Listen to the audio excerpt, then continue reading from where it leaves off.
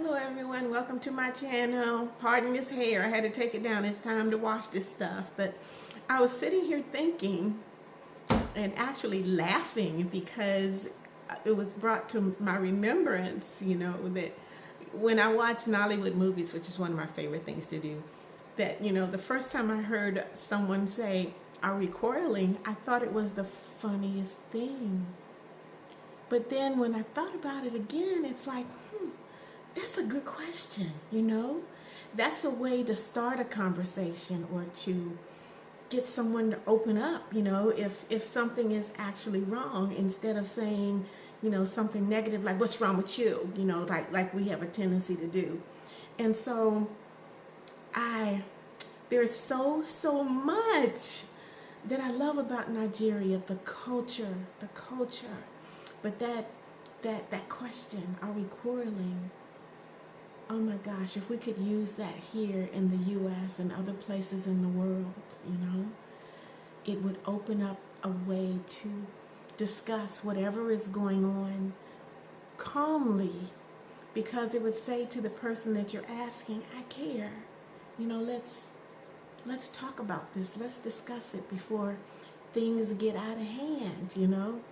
We have a tendency to just get angry and say all manner of things out of our mouths, especially if we think that someone has done us wrong. But that question, are we quarreling? It for me, it teaches patience. It teaches accountability. It teaches that you're available to listen. And so many times, we don't want to hear anything anybody's got to say, especially if we think that if we're hurt or we think they've said something wrong. And so sitting here reminiscing about Nigeria and everything that's so good about Nigeria. And one of the other things is how well they treat their senior citizens. I have already said I felt like royalty, but it goes beyond that.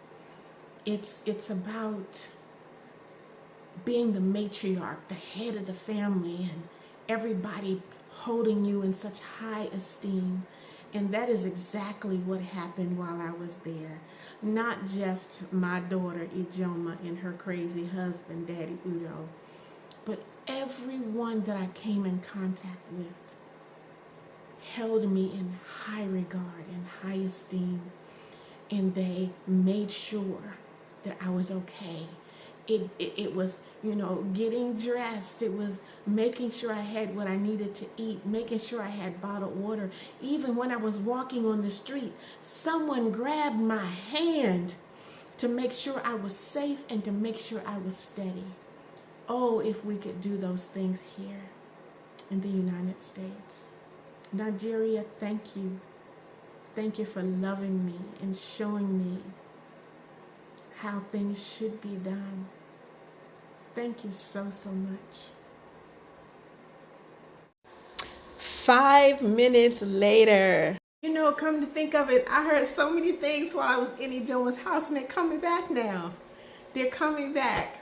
Like, wahala, problem, no wahala, no problem. Abi, that's like, right? You agree with me, right? Chop, that's everybody's favorite. Eat. When you say chop, that means you're going to eat.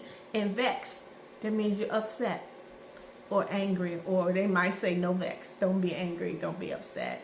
There was so many phrases that I heard, and it took me a while to understand what they were saying. Another one was, hey, yo. I mean, there were just so many things. And so they're all coming back, all good memories of just sitting in Ijoma's house, listening to them talk and trying to figure out what they were saying. Just all good memories, all good memories. If there's some things that you all say at home, slangs, drop them in the comment section, because I'm sure I have forgotten a lot of the Nigerian slangs that I heard while I was there. So Nigerian slangs, Pigin, whatever you use on a daily basis, drop it in the comment section so we can all learn, okay?